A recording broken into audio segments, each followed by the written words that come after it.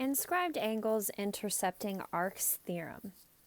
If two inscribed angles of a circle intercept the same arc, which is what we were talking about in the previous slide, then the angles are congruent. So notice here that we have angle ACB, and that's this angle here, and then we also have angle ADB. Also notice that they are sharing the same arc up here at the top. So if we highlight inside here, we can see that they overlap up here.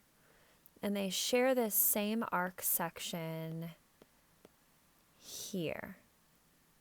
And since they share the same arc, they have the same measure. So we can say that the measure of angle C is congruent to the measure of angle D. And that's because they share arc AB. I always kind of think about this like the bow tie theorem, because this shape in the middle kind of looks like a bow tie shape. See there? A bow tie theorem, or butterfly theorem, whichever you prefer.